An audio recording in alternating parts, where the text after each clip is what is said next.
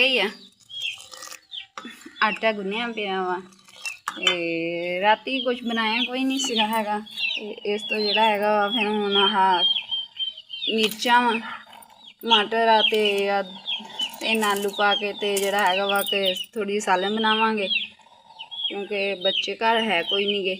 बच्चे तो गए हुए आ अपने मामू दे नाल ते इस करके हैगा वा मैं ते अब्दुल्ला बेटा दा बाबा घर है बस। तो असी दोने जी हाँ। तो इस तो थोड़ी जी साले बनाई आटा गुन के रखे पे चाय बन गई है।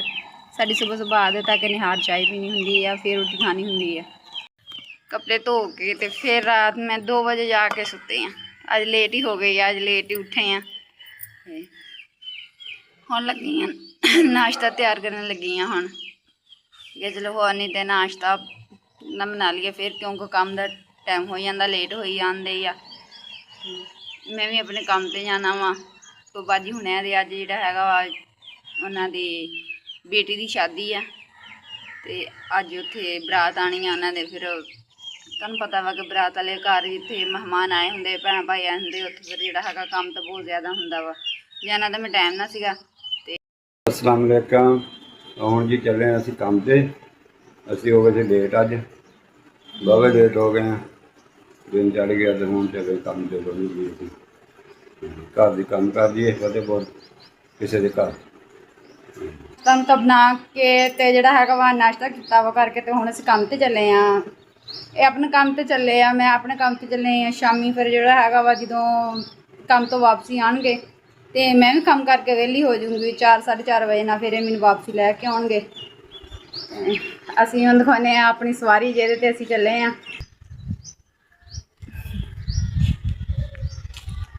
ए खड़ी है साडी सवारी इहदे ते असीं जाना वा। हाँ देखो साइकिल साडी रेडी आ इत्ते चले हैं असीं। जिथे रेता आ जाती है उत्थे फिर पैदल तुर लईदा वा। जिथे थोड़ी जी जगह पक्की आ जाती है रास्ता पक्का हुंदा वा फिर उत्थे जिहड़ा हैगा वा कि साइकिल ते बैठ जाईदा वा। बस इदां ही गुजारा करीदा वा। उपरों गर्मी भी इन्नी आ गर्मी में साइकिल चलाना भी इन्ना मुश्किल आ। हुण की कर सकदे मजबूरी है छोटे छोटे बच्चे आ उन्हां वास्ते करना तो हैगा वा। जिहड़ा बगाने काम करने किहड़ा सौखे आ किते घरां दे विच बहुत मुश्किल आए काम करना। फिर भी बच्चों की खातर जिहड़ा हैगा वा करना पैंदा वा। आए मेरा प्यारा सा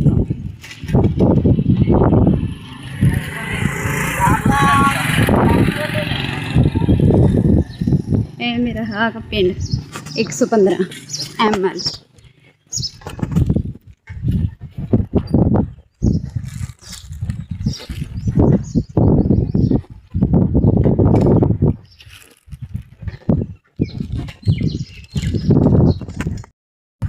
रास्ता कच्चा वा पैदल चल के जाते अगे साइकिल लैके जाते वा रेड़ के क्योंकि रेता बहुत ज़्यादा वा रेता दे साइकिल नहीं चलता है।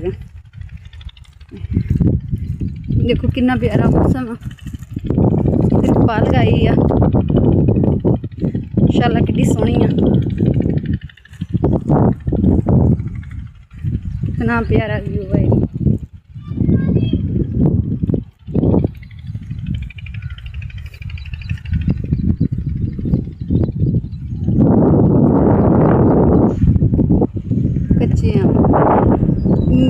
इन्हां दी मिर्च बनाई होवे तो बहुत प्यारी लगती है। मेरे बच्चे बहुत शौक ना खाते हैं। देखो किन्ने किन्ने वड्डे लगे हुए कितने सोहने लगते लगे हुए। देखो कितनी प्यारी हरियाई है बाजरा लगाया हुआ वा कितना सोहना लगता वा। हरियाई हैगी नहर साढ़े पिंड वाली नहर।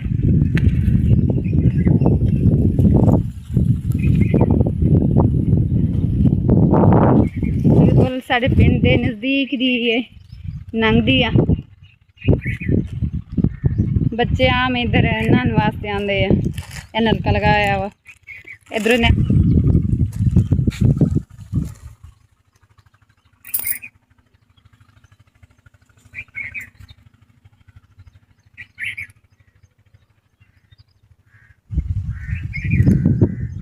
ਰੇਤਾ ਹੁੰਦੀਆਂ ਨੇ ਤੇ ਫਿਰ ਇੱਥੋਂ ਪੈਦਲ ਚੱਲ ਕੇ ਜਾਣਾ ਪੈਂਦਾ ਵਾ। ਤੇ ਜਿੰਨੇ ਵੀ ਮੇਰੇ ਭੈਣ ਭਾਈ ਆ ਸਾਰੇ ਜਿਹੜੇ ਹੈਗਾ ਵਾ ਕਿ ਸਾਡੀ ਵੀਡੀਓ ਜਿਹੜਾ ਹੈਗਾ ਵਾ ਕਿ ਜ਼ਿਆਦਾ ਤੋਂ ਜ਼ਿਆਦਾ ਲਾਈਕ ਔਰ ਸ਼ੇਅਰ ਔਰ ਫੋਲੋ ਕਰਨਾ। ਸਾਡੀ ਇਸ ਵੀਡੀਓ ਨੂੰ ਜਿਹੜਾ ਹੈਗਾ ਵਾ ਕਿ ਫੁੱਲ ਵਾਚ ਕਰਨਾ, ਸਕਿਪ ਨਹੀਂ ਕਰਨੀ।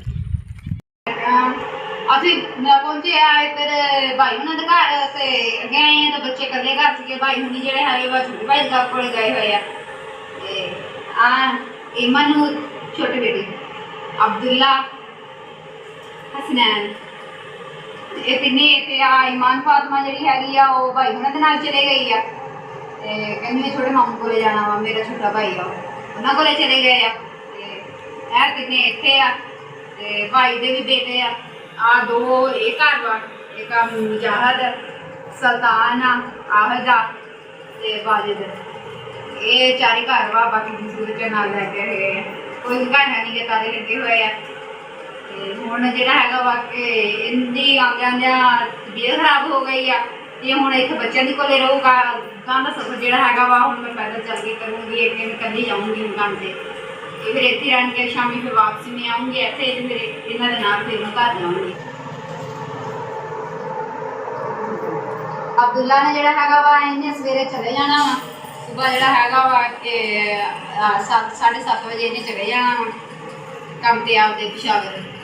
ਸਿਰਫ ਅੱਜ ਦੀ ਰਾਤ ਆ ਸਾਡੇ ਕੋਲ, ਇਹ ਮਹਿਮਾਨ ਹੀ ਆ ਸਾਡੇ ਕੋਲ।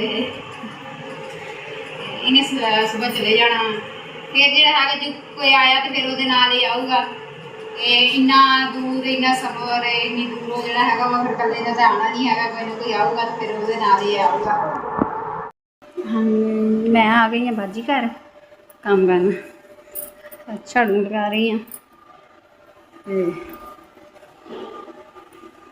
ਮੇਰੇ ਸ਼ਾਦੀਆਂ ਦੇ ਘਰ ਜਿਹੜੇ ਬਰਤਨ ਰਹਿੰਦੇ ਸੀ ਉਹ ਧੋ ਕੇ ਇੱਥੇ ਹੁਣ ਆਈ ਹਾਂ।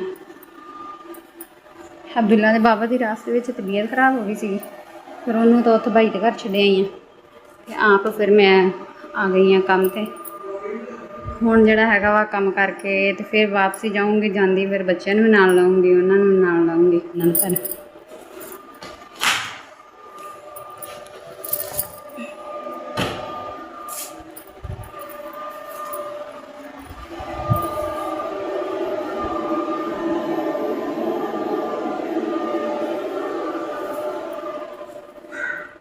काफ़ी लेट ही हो गई है,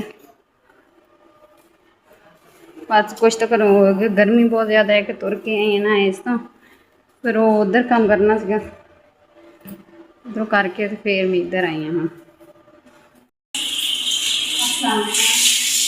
मैं ना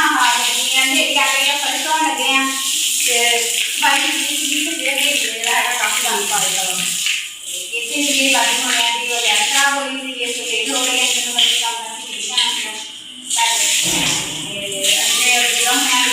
मैसेज आया हुआ वो क्या करके आई हूँ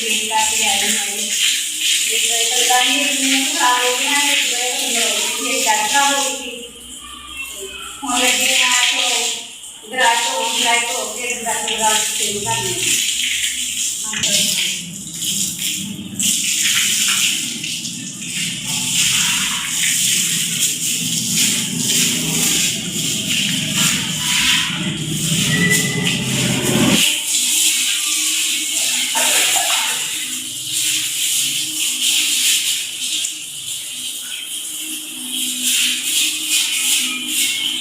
गुलाबी कलर मेरे हो ही गई है।